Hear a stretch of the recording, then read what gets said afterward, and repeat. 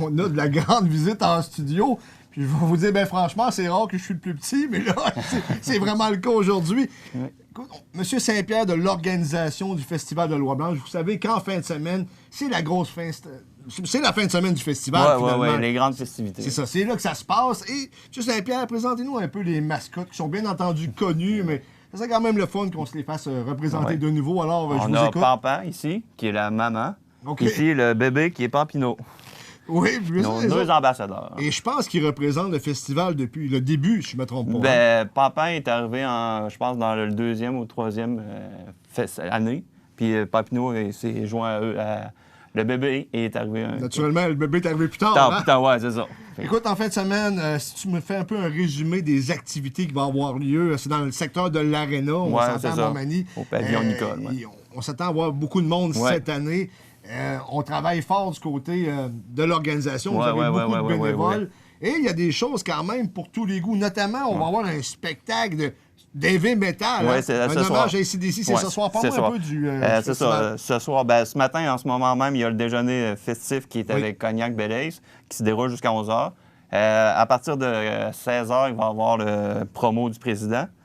Et avec des bouchées, puis tout ça, le casse-croûte va être ouvert. Et avec le président, dans le fond, c'est avec IGA. C'est le président d'honneur cette année. Le directeur général, le nouveau directeur général de la Cour. C'est ça. Qui est très présent, même tantôt. Chic type d'ailleurs. Oui, c'est ça. Tout à fait. Puis à 21 h, comme tu as dit tantôt, l'hommage à AC/DC avec Elbel, qui va être un show attendu. Oui, l'entrée de 10 $, ça commence dès 18 h. Oui. Et je pense que c'est des imitateurs, naturellement, des AC/DC. Oui, c'est ça. Mais lorsqu'on se ferme les yeux, on a comme l'impression que c'est les vrais qu'on a en face de nous. Oui, c'est ça. Et non la copie, parce que vous savez que, je sais pas maintenant, mais longtemps, AC/DC, depuis un certain temps, c'est Axl Rose de Guns N' Roses qui chante. Donc, nous, on va plus avoir la voix du chanteur qui a fait connaître AC/DC. Ensuite de ça, samedi, qu'est-ce qui se déroule pour samedi? Samedi, c'est notre journée familiale. On va avoir notre déjeuner familial à partir de 7 h jusqu'à 11 h. Animation faite par Bruno Gendron. Oui, c'est ça. Puis il va y avoir du maquillage. Maquillage pour les jeunes, naturellement. Oui, puis Magic Carol.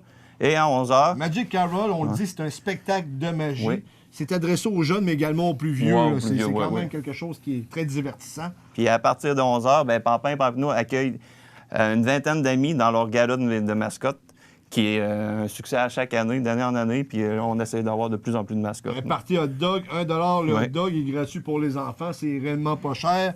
Pour une activité familiale, je pense que ça mérite le déplacement. Et Marimba et le djembé du tonnerre, c'est-tu encore adressé aux jeunes? Oui, toujours, oui, principalement, oui. C'est avec mélange d'instruments et tout ça, puis ça doit être interactif. Fait que, et de 15 à 16 h pour samedi le 12 octobre, on a un humoriste, Stéphane Bélanger. Il n'imite pas, il devient. C'est un imitateur, si je comprends bien. Oui, c'est ça. Et je pense qu'il commence à être de plus en plus connu au Québec. Puis, il est d'ailleurs très bon, on va se dire. Et à 21 h, c'est le LB Band, la banquette arrière.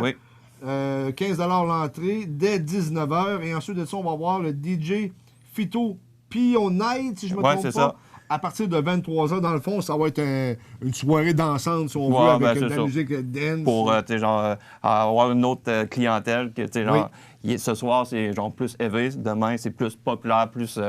c'est le samedi. Le samedi, c'est la fièvre du samedi soir. Donc, c'est normal qu'on danse un peu. Ça. Et le vendredi, c'est toujours la journée un peu plus métal, un peu plus rock. Parfait. Et dimanche maintenant, parce que il y a encore des choses dimanche, le festival qui s'étend sur 4 jours. D'ailleurs, on avait le lancement la semaine dernière. Parle-moi un peu des activités de dimanche. On a notre traditionnelle messe avec Guy Paradis. Guy Paradis, en passant, a donné le nom de Pampan. C'est le père spirituel de Pampan. C'est lui qui a baptisé Pampan. C'est ça, oui, c'est ça. C'est le cas de dire. Ensuite de ça, à 9 h 15 jusqu'à 13 h, c'est le déjeuner Hébron du Cowboy Animation Trio Clé de Sol. Je pense que c'est Mario Lacombe et compagnie. Oui, je pense que c'est ça, c'est Mario Lacombe. Ici, absolument, oui. Puis c'est ça. Puis ça va être... C'est son groupe de musique, là. C'est un peu la danse en ligne, un peu, du western, comme on appelle communément au Québec. Et de 13h à 15h30, c'est Walking the Country en collaboration avec les rois du country. Ouais.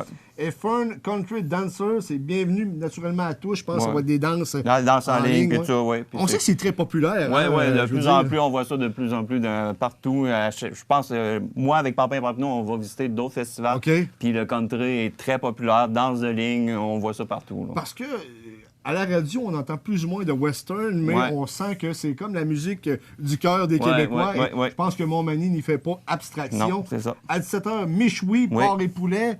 Tu nous en parles un peu? Ben, c'est l'année passée, on avait tenté la première tentative, puis ça a été un succès. Ça a été un succès. Cette année, on récidive encore, puis ça est fait avec amour par certains bénévoles, puis ça a été un succès l'année passée. Puis on récidive cette année, on pense avoir beaucoup de monde. Et à 19h, Jacques Comeau de La Voix 2019, 15 $ l'entrée ou forfait souper-spectacle à 30 $. Ça veut dire que vous soupez en écoutant de la musique. Oui, c'est ça. Parle-moi un peu du chanteur, Jacques Comeau, plus ou moins. Jacques Comeau a fait la dernière édition de La Voix. Il n'a pas terminé, mais a fait un succès d'estime. Parce que, en gros, l'histoire, c'est que sa fille devait se présenter, mais lui, il ne devait pas faire les auditions, mais il l'a fait pareil, puis en fin de compte, lui a été choisi. Et les Québécois ont tombé en amour avec cette voix. C'est quand même plaisant parce que souvent, les Québécois aiment ça, ces histoires-là de gens qui n'étaient pas supposés se rendre, finalement, qui avaient un rêve, qui s'est essayé, que ça... Il y a eu, je pense, un succès. Les Québécois sont tombés un peu en amour avec son style de musique et son histoire. Lundi, le 14 octobre, c'est la dernière journée. C'est la journée de l'Action de grâce. Déjeuner amical, animation, Michel et Christian Paquet. Dans le fond, c'est le déjeuner. Le dernier déjeuner de la fin de semaine, qui est le monde... marque présent chaque année, je pense. Puis ça marque aussi qui va suivre la cérémonie de fermeture où Papa et Papineau vont nous quitter pour partir vers d'autres cieux pour revenir l'automne prochain. C'est bien. Tirage de la loterie du festival. Explique-moi un peu le système cette année. Je pense que c'est un peu le même que l'année passée. Le type de prix, c'est quoi? Les prix, on a des un caisson, un meuble de Technion. Il y a plusieurs commanditaires qui sont joints à nous pour genre des certificats cadeaux, puis le festival a un montant versé aussi. Et ça se fait pendant le déjeuner amical? Depuis un bout, on fait, nous les directeurs, il y a du monde qui sont chargés, des bénévoles, à vendre ça. Puis les fonds vont pour la gratuité de la journée des enfants. OK. Fait que ça permet vous encourager les enfants. Peu que nos enfants puissent s'amuser dans le cadre des festivités. Évidemment, la cérémonie de fermeture. OK. Cette année, M. Saint-Pierre, il y a eu des nouveautés quand même. Il y a des choses qui sont revenues. On parle notamment de la parade, qui a été un succès cette année. Je pense qu'il y a eu plus de participants que les années précédentes. Oui, mais elle a été devancée d'une semaine. Mais c'était... Je pense que maintenant, il faut oser. Fait qu'on a osé la parade plus tôt dans l'année, pendant le festival, avant la cérémonie. Ça a été concluant. Ça a été concluant. Il y a eu beaucoup de participants. Ça a été de jour. Puis le monde était sur le bord des chemins. Et le gros déjeuner brunch, là, c'est pas le lundi. Le lundi, oui, on peut manger. C'est le déjeuner de clôture du festival, si on veut. Par contre, dimanche, le 13 octobre, c'est là où on a le déjeuner brunch, là, où il y a le plus de monde habituellement. Il y a beaucoup de monde, oui. Puis il y a de la danse en même temps, les gens s'amusent. Puis les mascottes sont toutes présentes. Oui, puis des fois, il y a des amis, d'autres amis de mascottes qui se joignent à eux autres. Encore cette année? Oui.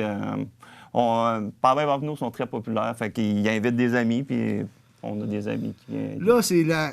Quelle édition cette année? 48e. 48e. Ça veut dire que l'année prochaine, c'est la 49e. Oui. Et après ça, bien entendu, ça va faire un demi-siècle qu'on a un festival de Loi Blanche à Montmagny. Et on invite la population à participer grandement aux festivités parce que c'est un événement fort de la ville de Montmagny. C'est la capitale de Loi Blanche, donc la capitale de Loi Blanche se doit d'avoir un bon festival de Loi Blanche, n'est-ce pas? C'est immanquable. Il faut que le monde marque présent. Puis moi, je fais des sorties avec Papa et Papineau, puis en dehors de Montmagny, je vais à Québec, puis il y a beaucoup de monde qui me parle du Festival de la Loi Blanche. Oui, on va y aller cette année, puis tout ça. Fait que le Festival de la Loi Blanche a une réputation qui est déjà... Qui n'est plus à refaire. Non.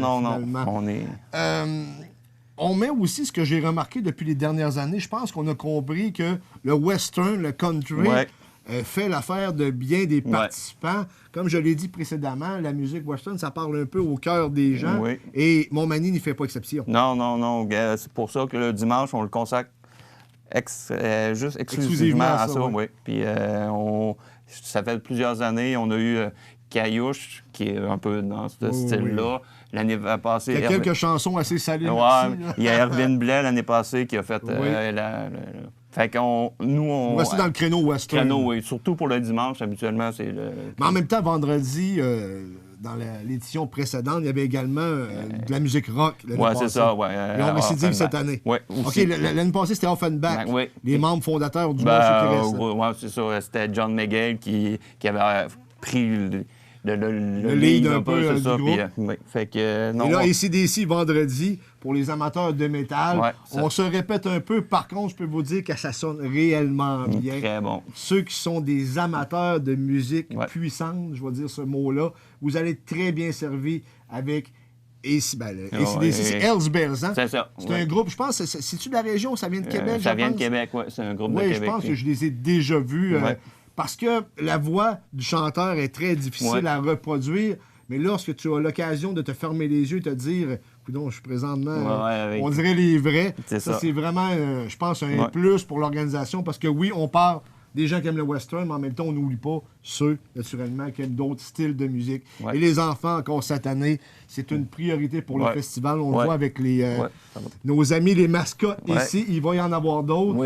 Les spectacles de magie aussi, c'est important pour vous. C'est ça. Oui. Parce que ça va piquer la curiosité de nos jeunes. Puis c'est ça. Fait que on va avoir une diversité, genre magie, mascotte.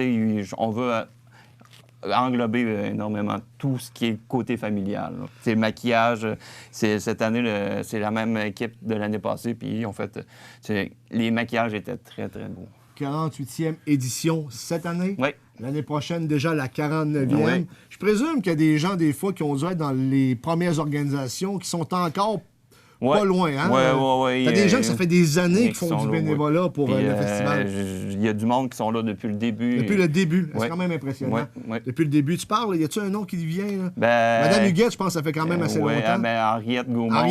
Henriette Gaumont, c'est un pilier pour le festival. C'est basé sur ça. Si vous avez l'occasion, en fin de semaine, d'aller encourager les gens d'ici, c'est votre festival. Il s'agit de vous l'approprier et d'encourager les bénévoles parce que M. Saint-Pierre, comme nos mascottes ici, font ce travail à titre bénévole seulement et peut-être de prendre le temps de les remercier. De dire, peut-être des fois, là, on a tendance à peut-être mettre plus l'emphase sur le négatif, mais mettre l'emphase sur le positif et dire merci du temps que vous nous donnez pour faire rayonner Montmagny, parce que Montmagny, sans un festival de Loi-Blanche, parce qu'on est de la capitale de Loi-Blanche, je pense qu'on raterait probablement, ou je te dirais même plus possiblement, quelque chose qu'on ne devrait pas rater. Sur ça, c'est déjà la fin de l'émission. Je vous souhaite un bon et long congé de l'Action de grâce. Soyez prudents sur les routes. Prenez votre temps, il n'y a pas de stress et on veut vous revoir mardi matin à CMA TV. Bon week-end.